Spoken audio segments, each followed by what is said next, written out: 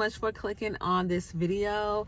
I am Health Under Grace on this channel, and it's been over 5 months, maybe pushing 6, since the last time we checked in with each other. If you hear my dog panting in the background, don't mind him. A lot has changed in my life, but not so much when it comes down to my weight. Well, no, I've lost a couple of pounds. I think the last time that I checked in with you guys, I was 170. Now I'm 168. For those of you who are unaware of who I am I'm a content creator. I am a clinical social worker. I'm also a certified health coach. I am a Christian, former mental health therapist. I'm all of those things. On this channel, I like to focus on my personal weight loss journey. And I started this channel around, I think it was the first day of summer of 2022, and I was documenting my journey on my summer fat loss challenge is what I called it.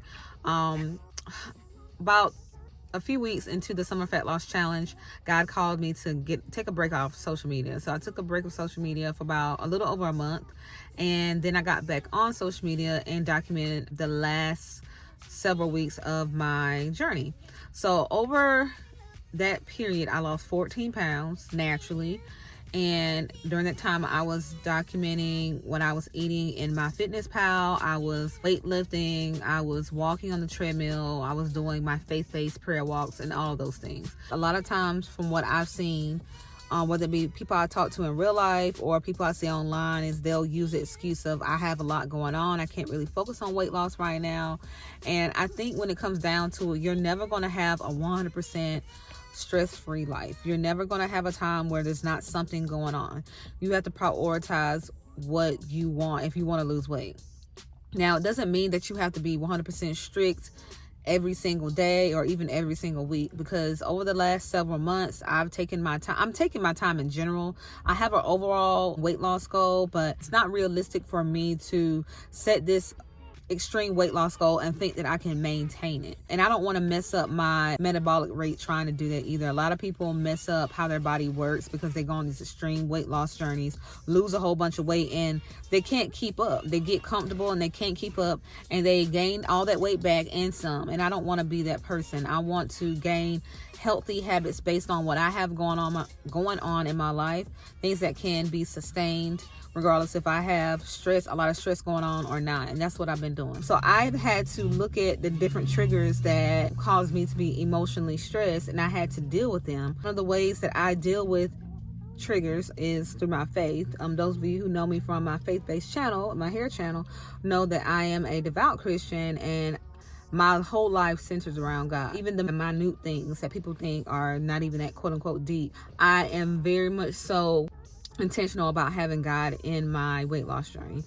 And whenever I'm struggling, I just pray over whatever I'm struggling about, and I just ask God to help me. And He's giving me insight and leading me to resources every single time when it comes to emotional stress and emotional eating, or feeling a lack of discipline and not wanting to work out, or just even using my husband to give me a word of encouragement. So I think a lot of people who watch this channel are also Christians. I would really encourage you to think about how you can bring God into your weight loss journey, because it's very important if you are wanting to make this something that is going to be successful. Because a lot of times weight loss, especially sustainable weight loss, can't be done in your own strength.